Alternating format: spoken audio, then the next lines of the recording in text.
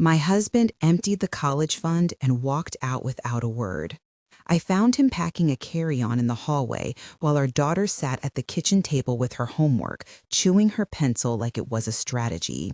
I froze, my hands slick on the cupboard handle, and the house smelled like coffee gone cold and the detergent he had used that morning. I will tell you exactly how one 12-year-old turned our worst fear into the weapon that saved us. If you believe families deserve protection, subscribe. It is free. Now I will tell every step of what Avery did and why it worked. I was devastated, but I needed to be precise in the way I remember facts and feelings because proof matters more than fury. I will show messages, bank statements, and the chain of decisions that led to an investigation that no one expected. He left with a suitcase. He took the money that was supposed to pay for her future, and Avery acted. The first minutes were a blur of cold light and bad sounds. I remember the zipper sliding, the soft thud of clothes folded too neatly, the silence that fell over the house like static. Marcus looked at me once with the flat face he had used in quiet arguments for years and said, "I need some time," as if time could erase the transfers he had already approved. I said, "Where are you going?" And he said, "Away," and the sentence had the weight of a final ledger entry. Avery did not run or scream. She closed her math book slowly and said, "I saved copies." And that was when my stomach dropped into the space where trust used to live. I ran to the laptop, the screen humming, keys cold under my fingers, and pulled up our joint account. The balance read 0 in digits that felt like a verdict. Transfers to unnamed accounts, multiple same-day transactions, and a wire out that matched an airline booking for a last-minute flight. The sound of a text arriving was small and precise, an accusation without words. Sarah, our neighbor, came in because she had heard voices, and she stood in the doorway smelling faintly of jasmine and laundry. She said, "Call someone," and I said, "Which number do you call when the person you love betrays you?" And she just reached out and squeezed my shoulder. That day, the house felt like a courtroom, and I had no lawyer. The next hours were a scramble of calls and disbelief. I called Daniel at the bank, and he put me on hold with a patience that felt clinical. "We can submit a fraud report," he said softly, "but if the account owner authorized transfers, we need to see documentation." I asked, "What if they used our passwords?" And he replied, "Then we need to prove the intent and the recipient." At the same time, I found dozens of messages between Marcus and someone named Jenna that read like plans and cancellations, and an email with a subject line that said vacation, but the body had account numbers and a name I did not know. The air was thin. We had lost money, but more than that, we had lost the sense that our future could be counted on. Avery watched me shuffle through printouts and said, "Mom, look at this server log." And I almost laughed because she was 12 and server log was not something I associated with lunchboxes. But she had been saving pages and screenshots for weeks, an odd habit she called insurance. In that moment, panic and pride tangled so tightly I could not separate them. My backstory is long enough that I need to slow down so you understand what we were defending. I grew up in a house where money meant stability, not luxury. My mother cut coupons and taught me how to read interest tables at a small kitchen table under a lamp. I met Marcus in college during our first year when he was charming and sober and full of plans about a small business that would let us travel. We married after graduation. I worked part-time while finishing certifications, and we opened a savings account specifically for our daughter Avery the day she was born. We labeled the account with her name and the word college in a way that felt ceremonial. Over 15 years, I logged into that account every few months and watched the numbers creep up, a quiet triumph. Marcus handled most of the investments, and I trusted him because he made logical spreadsheets and spoke calmly about diversification and long-term growth. He had a meticulous way of folding receipts and a ritual of checking balances each Friday with a glass of whiskey. I assumed competence for years and overlooked the small evasions. The time he said, I transferred some money for a family loan, or I put it into a safer fund. And I accepted those lines because they were delivered with the authority of someone who had always balanced the books in our house. I never imagined he would weaponize that trust. I never imagined I would have to teach my daughter to become a protector. The past 10 years of our marriage had been a slow accumulation of routines and documents.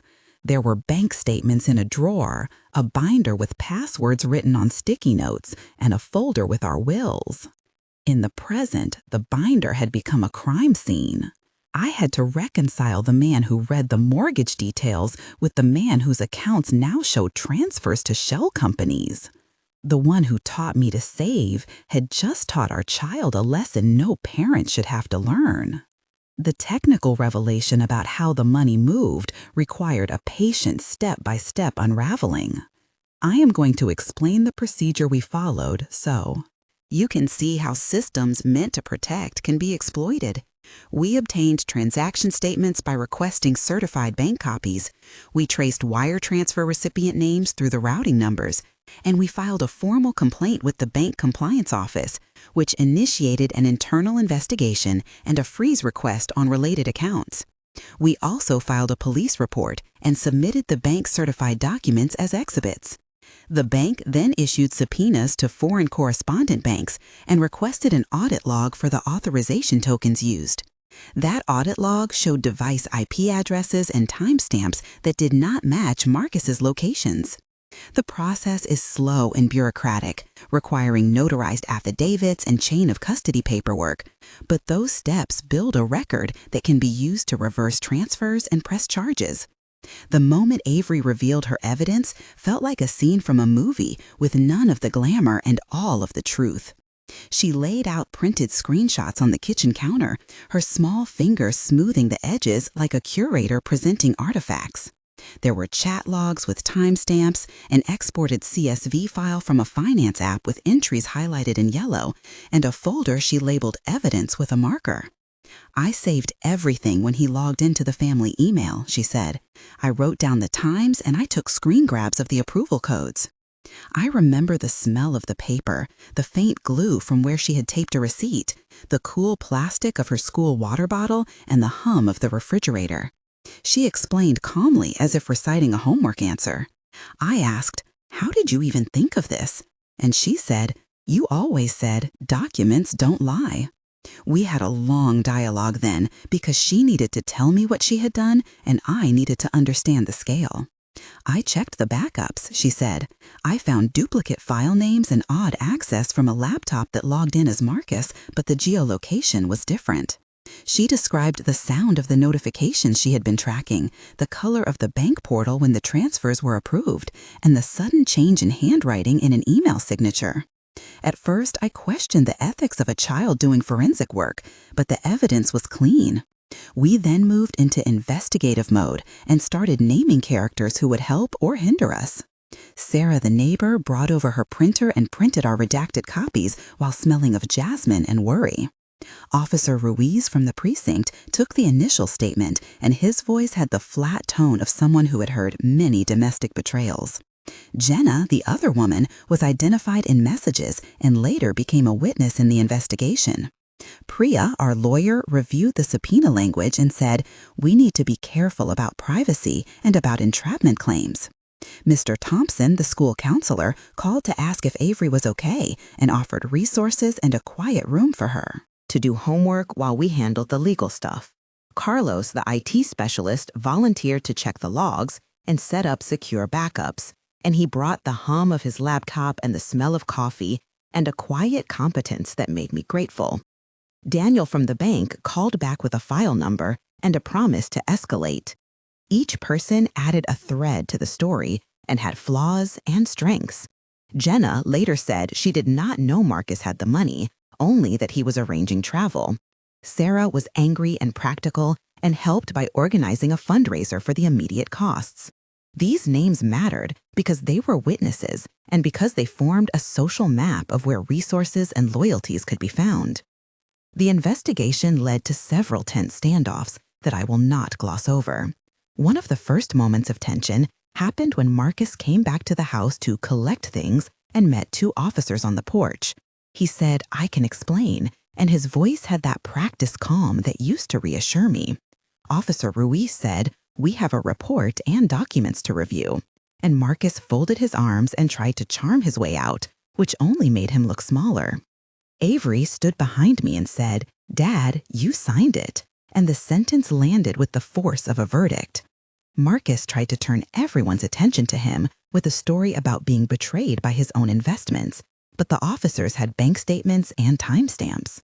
The house felt like a courtroom, and my heart pounded so loudly that I could not hear the tape recorder.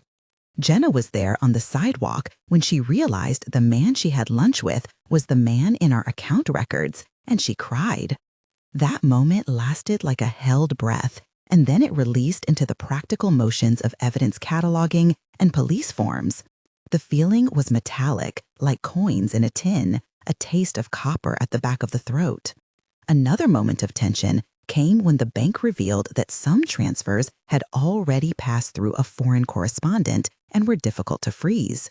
Priya sat with us at the kitchen table with notes and a legal pad and said, "We need to serve a preservation order now." The words felt heavy and the list of steps thick on the page. Carlos explained technical details about IP addresses and token authorization in a way that made my head swim and yet somehow clarified things. He said, "There is a pattern of access every Friday at midnight," and he pointed to a log with numbers and coordinates.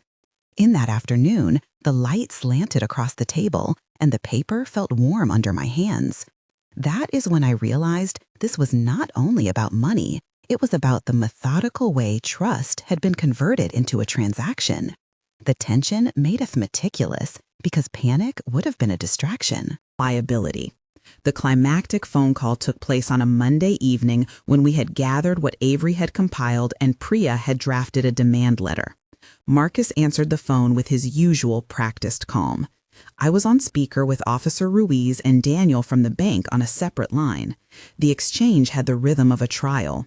I said, "We have bank-certified records and device logs," and he said, "Those are circumstantial." And I said, "We have timestamps and recipient information," and he said, "You are blowing this out of proportion." And I said, "You transferred funds out of an account labeled for our daughter's college and you left." And he said, "You do not understand the whole story."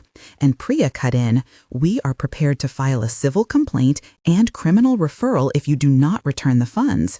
And Marcus laughed once and then his voice dropped. "You think you can scare me into giving them back?" And Daniel said, "We will cooperate with law enforcement and we have a compliance file."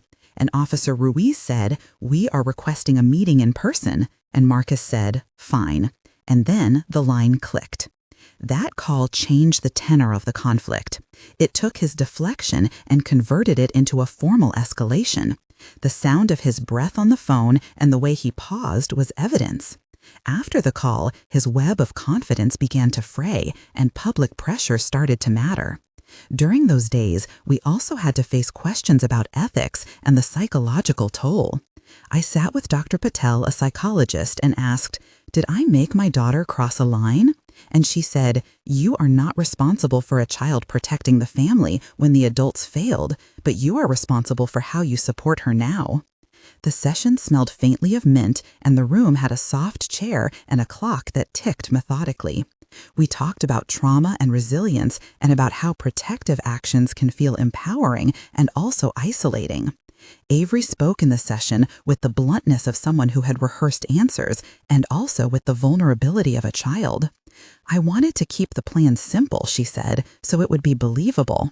Dr. Patel said she did what she needed to do to secure evidence and to create a safety net.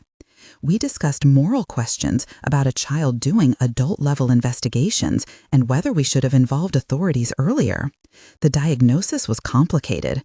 We all had elements of grief, anger, and a wary relief. The ethical reflection was necessary because we were creating a new normal where a daughter had to be a guardian. There were procedural descriptions that mattered to reporters and to people watching who might need to act. The bank produced audit logs, which included device IDs and geolocation metadata. We requested certified statements and a chain of custody for electronic screenshots. Priya filed a preservation order and a subpoena to compel records from third-party payment processors. The police lodged a criminal referral with the Financial Crimes Unit and attached the bank-certified documents. Those legal steps created a record that could be used in civil court and in criminal prosecution. Each document had to be notarized and time-stamped to maintain integrity and admissibility. We experienced public repercussion and community response in a way that reshaped our daily life. Local reporters called, and an article appeared that called the story a family betrayal that ended with a child doing the math. Some neighbors sided with Marcus in early rumors, and others, like Sarah, organized a small fundraiser to cover immediate costs while the accounts were frozen. Mr. Thompson sent a letter to the school asking for discretion and offered counseling resources to Avery. There were nasty comments on social media and kind messages from strangers who had once been in our shoes.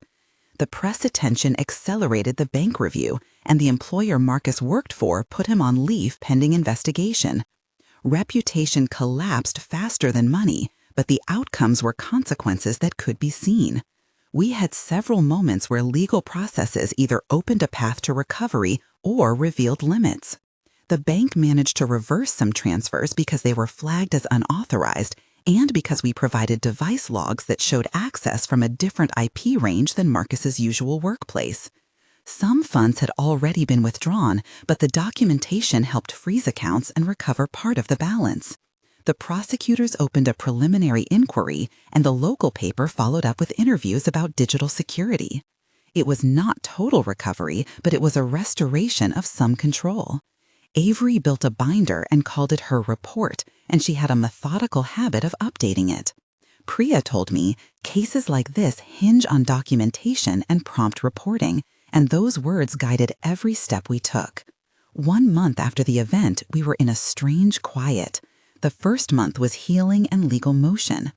Avery had made a public statement to the school community with my permission, and her words were precise. She said, "I want other kids to know how to secure accounts and to speak up." The first month was about immediate recovery. We had a plan for college savings that included emergency grants and a temporary scholarship that Sarah had helped community raise. The bank had issued a provisional credit on some disputed transactions while forensic auditors completed their review. The nights were still restless, but fewer alarms went off.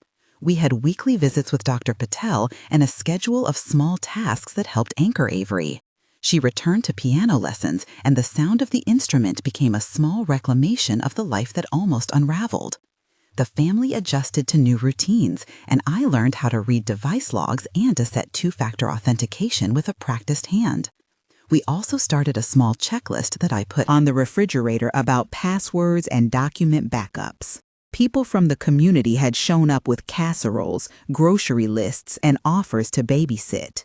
The practical warmth of food and company helped make the legal coldness feel less like a void. At 1 month, the legal clock was moving and the bank had begun to recover some funds. The community offered moral support and the school offered flexibility for Avery. We were exhausted, but we had a map. 3 months in, the case had entered a new phase. The prosecutor called to say they were reviewing the evidence and liaising with financial regulators. The bank had completed a full audit and issued a compliance report that showed a pattern of transfers that could be prosecuted as fraud. Marcus had been suspended from his job, and his employer had opened an internal investigation. Avery had agreed to meet with a community youth group to talk about digital security and how even small actions can matter. We had begun an informal program at the school where parents could learn how to set up secure accounts and discuss red flags. Priya had filed a civil suit seeking damages and a return of the funds. There were formal depositions and long days in a small windowless room with a table and bottled water. The tension was high because legal processes are slow and each deposition required memory and patience. The community response had turned into a local platform where other families came forward with similar stories, and our small support group grew. Avery was still a child, but she had become a teacher in a community that had once seen her as just another student. That 3-month period reshaped our public identity and helped create policies at the school about parental financial security and digital safety. 6 months later, there were concrete consequences and a new direction. The prosecution announced a charge, and Marcus faced both civil and criminal scrutiny. The bank had returned a portion of the diverted funds and issued new internal controls for joint accounts. Priya negotiated a partial settlement that required an accounting and a restitution plan. Avery by then had co-authored a simple guide on digital security for kids and parents, which Priya helped us publish online. It included step-by-step instructions for two-factor authentication, how to verify transaction recipients, and how to save and notarize evidence. The guide was downloaded thousands of times, and local nonprofits asked us to run workshops. Avery refused any media money and insisted that the project remained free and community-focused. Her work started to be a mission, not a spectacle. Psychologically, she had more energy and a steadier sleep pattern with regular therapy sessions. Socially, our neighbors helped us echo safety practices, and schools implemented a basic financial literacy unit. The long-term recovery was not only financial, but structural. We had set up a trust with clear oversight and a co-trustee who was not a family member. That change reduced future risk and gave Avery the reassurance of a safety net she did not have before. The 6-month point felt like a hinge where the worst was not erased, but the future looked less fragile.